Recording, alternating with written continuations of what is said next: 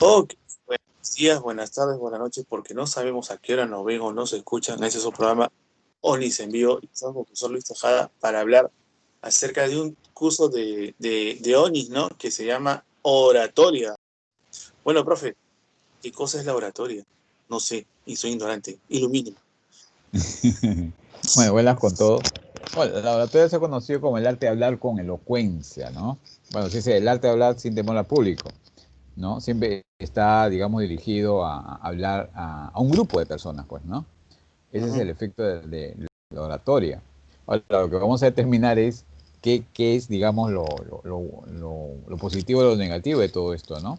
Porque ujú, la oratoria se basa, como se dice, en el efecto de hablar, pero este hablar es muy genérico. Deberíamos decir dialogar, ¿no? ujú, Dialogar, o sea, porque si uno dialoga, puede dialogar con un grupo de personas, ¿no? ujú. Necesariamente uno dice, pero dialogar es conversar. Conversar quiere decir que con quien yo converso me tiene que responder, ¿no? No Ujú. necesariamente. No necesariamente es una respuesta de palabras, puede ser de gestos, de actitudes, que es muy importante que el orador debe conocer, ¿no? Cuando está Ujú. una recepción fría, cuando está una recepción necesariamente con interés, ¿no? Y eso se nota a nivel lenguaje corporal, pues, ¿no? Ujú. Ujú. Claro. Bueno, profe, sí, pues a veces uno cuando al menos está en la oratoria, bueno, esto creo que ocurre más en la parte política, me parece, ¿no? O sea, Claro. usualmente se cree que la oratoria se aplica en la política, pero se aplica a otro tipo no sé llamarlo profesión, o solamente es en la política nomás. No, sinceramente todo lo que tiene que ser hablado y en toda profesión nosotros tenemos que hablar, pero está que hablar, tiene que dar una referencia Ujú, adecuada sobre la sintomatología de la enfermedad, ¿no? ujú. Entonces, en todo momento, antes sinceramente lo que se acercan mucho a la oratoria son los políticos y son los abogados, ¿no? Lo que Ah, están claro. con la profesión del derecho, de hecho, ¿no? Pero ahora es muy importante que todo lo tenga. Ahora, hay un criterio que es importante en esta elocuencia que es la persuasión, ¿no? Mm, Persuasión es inducir. Muchas veces también se ha confundido el persuadir con ese efecto de convencer, aunque en todos los libros, en todas las concepciones que manejamos de persuasión implica persuadir es convencer, ¿no? Pero a veces hay un convencimiento extremo, ¿no? O sea, te ujú. presionan tanto que tú tienes que decir al final, bueno, ya, yo te entendí o ya me convenciste, ¿no? Principio oratorio en realidad, pues, ¿no? Ujú. Claro. Ahora, profesor, cuando hablamos, digamos, de la oratoria, por ejemplo, poniendo en el caso de Estados Unidos, ¿no? Que ahorita está pasando por un proceso electoral fuertísimo, terrible. Pero cuando uno ve, digamos, digamos, la gente que está a favor de Trump, está en ya está estadio Coliseo lleno, ¿no? Ujú, ujú, Y veo yo a Biden donde hay poquita gente, ujú, ¿no? Y ahora hay una tercera opción, digamos, en donde uno puede dar un discurso por internet, ¿no? O sea, por Zoom, ujú. por Skype. ¿Cómo Claro. uno puede percibir a la gente, ¿no? Ujú. Claro, necesariamente, pues, como indiqué, ¿no? O sea, el lenguaje que se maneja en la oratoria no solamente es esencialmente la palabra, ¿no? Hay otros fines, hay otros contextos, necesariamente, ¿no? La parte sensitiva, sensorial, ¿no? El lenguaje corporal, la percepción, muchas otras cosas que el orador debe conocer, ¿no? Acá se habla mucho de un efecto de vacío, cuando uno está hablando con el público y se endurece su relación con el público, porque Ujú, hay un contacto psicológico, como se pueda llamar, donde yo percibo al público, ¿no? ujú. A veces soy tan sensible que percibo demasiado al público y me presiono. Otro debe manejar con esa presión, ¿no? ¿No? Claro. Hay otros que de repente no sienten al público, ¿no? Bueno, a mí me pasó cuando una vez hice una presentación, no era oratorio necesariamente, era teatro en la Embajada de Alemania, Ya. donde nuestra obra de teatro era una comedia, ¿no? Y nosotros muy acostumbrados a que el público se ría y festeje la obra, no pasó nada con los alemanes, nos miraban fríamente, ¿no? Tanto fue que fue tan chocante que nosotros entramos en su frialdad, ¿no? Bueno, al final nos dijeron que es un poco la costumbre del alemán, pues, ¿no? O sea, nosotros estamos acostumbrados al latino que juega, que salta, que grita, ¿no?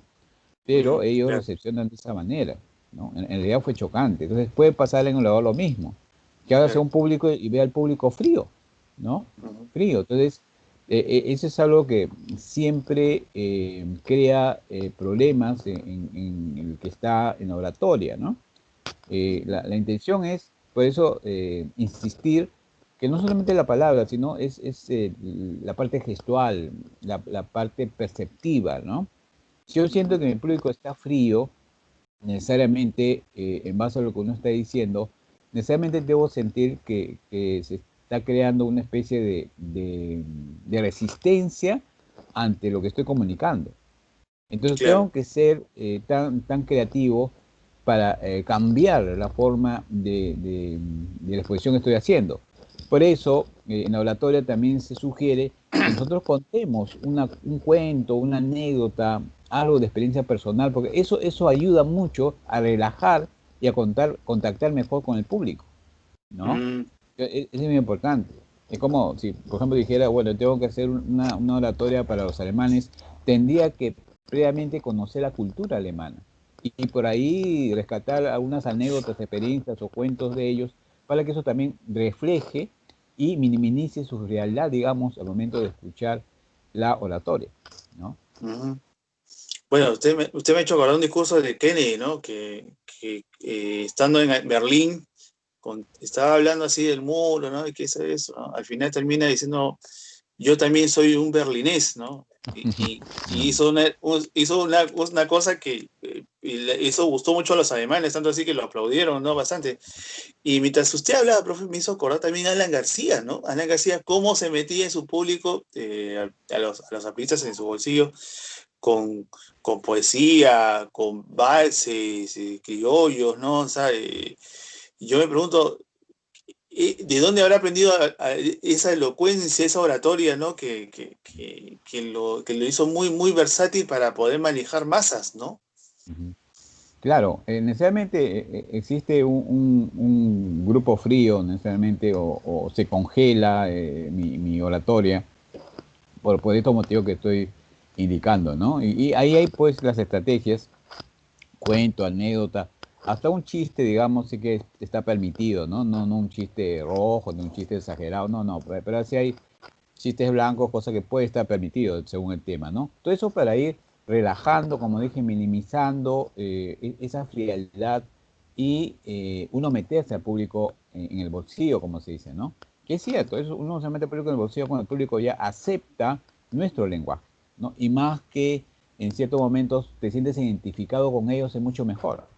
Entonces la Ujú, identificación puede venir sobre un poema, una historia, algo que ellos conozcan, etcétera, y que se recuerde muy favorablemente, ¿no? Entonces, todas esas cosas son ujú, muy importantes en la oratoria.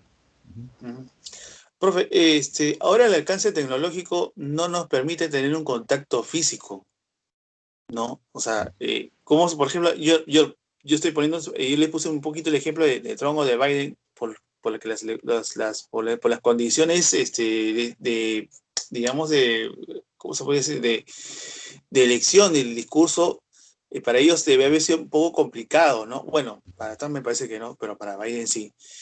Pero la parte tecnológica ayuda o no ayuda a hacer, a proyectarse más, porque yo veo, por ejemplo, que al menos en Estados Unidos, ellos no han usado, digamos, una plataforma para poder expresar sus pensamientos, ¿no?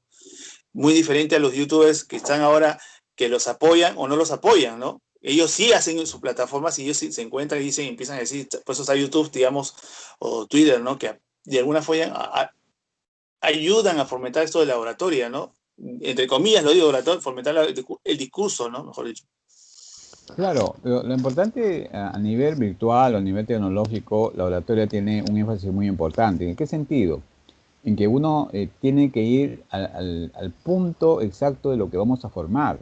Porque cuando yo escucho, por ejemplo, ya la oratoria del arte de hablar frente al público, y me dan siempre lo mismo, y algunos son muy teóricos, ¿no? Que conversando Mm, piensan que así van a leccionar al público. En realidad es muy teórico, es muy clásico, ¿no?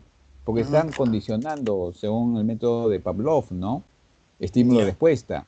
¿no? Pero nosotros no Ya, somos, no, robots, una cosa perritos. así que, ya, perritos, ¿no? Entonces tenemos que ir yendo al pensamiento y a lo que realmente manejamos con la oratoria. Por ejemplo, algo que es muy importante, dije al inicio, ¿no? Es la conversación. El arte de conversar, que es parte de la locución, ¿no? De locutar, de hablar, ¿no? Justamente locutar implica hablar, ¿no? Es la clave de la oratoria. Si Ujú. uno ejercita constantemente el arte de la conversación, el tono conversacional, el tono inflexivo de la voz, entonces en ese momento yo estoy, digamos, preparado para poder embarcarme en cualquier tipo de discurso. Lo otro también es conocer las partes de un discurso, ¿no? Mm. De inicio, que el habla van de la mano también, pues, ¿no? Y en Ujú. base de escribir y hablar viene la interpretación de lo que yo estoy leyendo.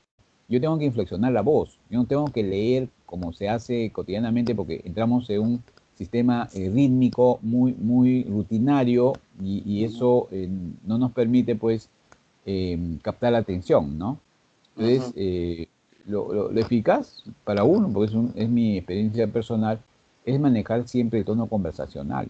Uno con una conversacional puede hablar con uno, con dos, con 100, con 20, con 300 personas, ¿no? Ujú. Y yo lo he explicado mucho en la materia de Lima hace muchos años, ¿no? Ujú. Cuando yo tuve que hacer un trabajo de oratoria ahí, cuando por, porque un efecto clásico y todo esto ético, todo eso, siempre te ponen adelante un atril, ¿no? ¿No? Donde tú Ujú. tienes que detrás del atril hablar, ¿no? Hacia el público. Pero yo sentía que ese atril me cortaba el contacto con un público, ¿no?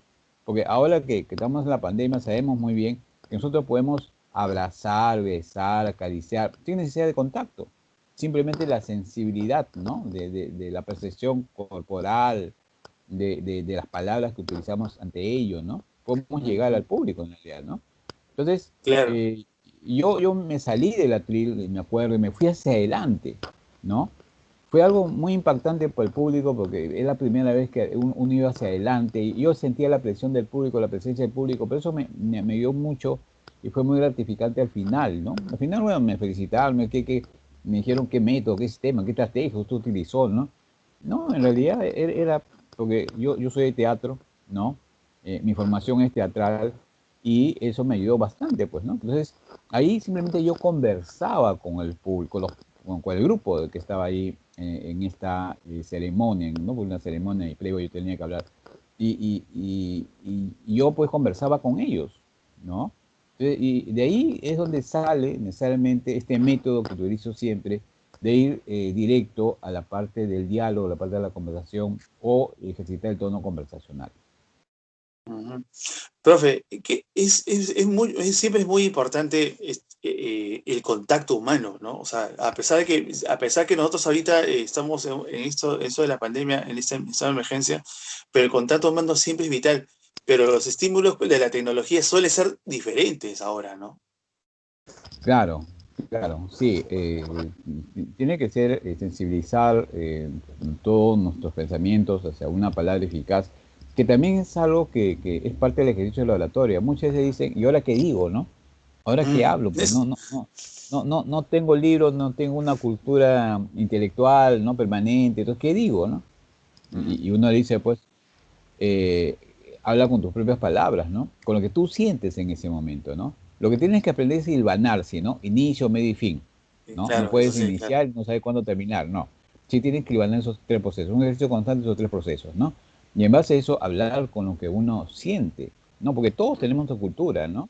Entonces, en ese efecto, se ayuda a lograr que haya fluidez al momento de hablar, pues, ¿no? Ujú. Eso también es muy importante, ¿no? Claro, por ejemplo, cuando yo estoy acá escuchándolo a usted hablar de los temas, por ejemplo, yo siento que si me pongo a escribir o a hacer otra cosa, se me va a escapar alguna cosa que usted Ujú. puede estar hablando y a veces se me ha pasado, ¿ah? Que a veces escucho después el programa, demonio, digo yo, ¿por qué no le hice esta pregunta al profe, no? Se me fue esa idea.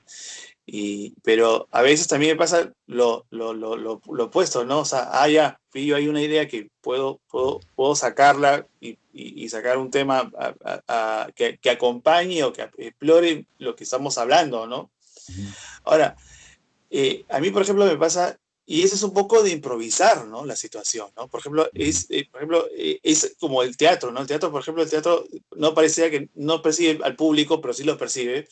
Y en ese momento tenemos que improvisar, por ejemplo, una idea cuando sentimos que Ujú. el público se engancha con nosotros, ¿no? O cuando Ujú. sucede un error, ¿no?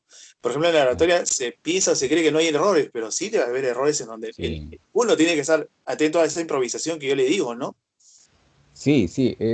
Lo que sucede es que en la oratoria pasa lo mismo que en el actor, ¿no? El Mm, actor tiene que estar centrado en su personaje. No puede estar en su personaje pensando, si me está escuchando, creo que está pasando. No, no, no, no. Debe estar centrado en su personaje. Igual, cuando uno habla, está centrado en lo que dice, ¿no? ¿Por qué? Porque existe un efecto de conversión o transformación, se puede decir, al momento de hacer uso de la palabra, de hacer uso de la actuación, en realidad también, pues, ¿no? Que es mm, algo ahora permitido, ejercitado por técnicas en Europa, ¿no? Para los grandes actores, en realidad, ¿no? De necesariamente aprovechar esta conversión, esta transformación, este trance, se podría decir, si uno está hablando sobre cosas que sinceramente están creyendo, ¿no? Se le mm, dice solamente lo que uno recientemente sabe que lo que le dice es algo correcto. Entonces, mm, sí, sí existen equivocaciones, ¿no? Sí, mm, uno puede observar, modelar o percibir de que se está equivocando de repente o no entre la argumentación necesaria, ¿no? Sí, todo eso existe, pero si yo estoy pendiente de ello, sucede ya el efecto de que me quiero desaparecer del atril o del escenario, ¿no? Y eso no debe mm, pasar, igual que el actor también, pues, ¿no? Si está centrado en que se olvidó la letra, ¿no? Entonces, no, por eso que la improvisación es muy importante. Y también en el orador la improvisación es básica, ¿no? mm, Esa improvisación que implica manejo de situación. Uno tiene que claro. aprender a manejar situación, ¿no? Mm, Yo he tenido casos de muchas veces he estado en una reunión y me dicen, di un discurso. Yo no puedo Uy, decir, no puedo decir, ay, no, espérate una semana y te traigo el discurso, ¿ya? No, no. En ese momento tenía que hacer el discurso, ¿no? Simplemente ir ganando inicio, medio y fin, ¿no? Porque uno tiene ya sus estrategias. Uno comienza a elaborar su discurso, mm, ¿ya? Entonces, y eso también es muy importante, eso se llama improvisar, se llama manejo de situación. Si yo estoy en claro. la situación, es importante porque voy a manejar donde yo esté, ¿no? Pero si no estoy en la situación, me pongo nervioso, digo, no sé, ¿no? Y eso es usualmente lo que usualmente sucede, ¿no? Entonces, siempre se dice incluso cuando está nervioso o está tenso es porque no acepta la situación. Si Ujú, uno aceptase la situación, es otra cosa, ¿no? Y eso lo hemos escuchado muchas veces cuando uno va a salir de escena, ¿no? Cuando quizás su primera vez, etcétera. Y siempre detrás del telón estamos, estoy nervioso, vete me olvido, no sé qué voy a hacer. No, tienen que aceptar la situación en que vas a actuar frente a un público, ¿no? Es igual. ujú, El orador no puede decir detrás del telón, no, no sé qué hacer, no, estoy nervioso. No, simplemente aceptar y está ujú, preparado y concentrado en su discurso, ¿no? Y ujú, curiosamente, discurrir parte de un elemento del diálogo y la conversación, ¿no? Es también lo importante también. ujú. Bueno, profe, quisiera saber sus conclusiones de acerca de ese tema que hemos tratado el día de hoy. Bien, poco para concluir, el oratorio del orador viene de retor, que implica retórica, ¿no? Ujú, Que el tiempo de Platón, Demóstenes, ¿no? Y Aristóteles, ellos fueron los primeros que impulsaron la oratoria que usualmente conocemos como retórica, ¿no? Entonces, ujú, cuando hablamos de orador, hablamos de retórico. O sea, ¿qué es un retórico? Es la persona que habla con palabras silvanadas previamente. Antiguamente se le llamaba con palabras floridas, ¿no? Tipo ujú, poético, ¿no? Y ahora ya no existe eso, ¿no? Ahora la ujú, oratoria es diferente, ¿no? Tenemos oratoria directiva, oratoria dinámica, ¿no? Donde lo que buscamos es impulsar su misma esencia del orador, ¿no? ujú, O de la persona en este caso, ¿no? Entonces, y en base a eso, pues, es este principio del curso de oratoria en ONIS, ¿no? que usualmente se está llevando a cabo para poder impulsar, y como siempre, ¿no? Agregar un poquito, aportar un poquito en los métodos de los recursos de formación artística o profesional, ¿no? O psicológica, porque para eso estamos investigando, estudiando constantemente también. Ujú. Gracias por este espacio, como siempre le digo, y Yauman, muchas gracias. Ok, profe. Bueno, yo hacer una mención de un buen orador, como antes mencioné a Kennedy, ¿no? Pero Kennedy tenía un truco para no tener dificultades al momento de orar, de hacer su oratoria, ¿no? Que siempre tenía un discurso en el bolsillo. O sea, siempre llevaba consigo un discurso en el bolsillo para que, así como usted dice, no le agarraran de improviso. Ah, no, tú un discurso, no, no, tengo un discurso. Él siempre tenía uno preparado, ¿no? Y inclusive el día que falleció, el día que lo asesinaron trágicamente en Dallas, tenía un discurso, ¿no? Que hablaba acerca de la libertad y de la vida, que cómo habría que afrontarla en este momento, digamos, crudo para su país, ¿no? Pero, bueno, no sé, nunca los podemos escuchar, ¿no? Pero sí está el discurso ahí en el museo donde supuestamente lo asesinaron, ¿no? Bueno, profe, gracias y nos vemos. Cuídense. Gracias, gracias, gracias. Gracias.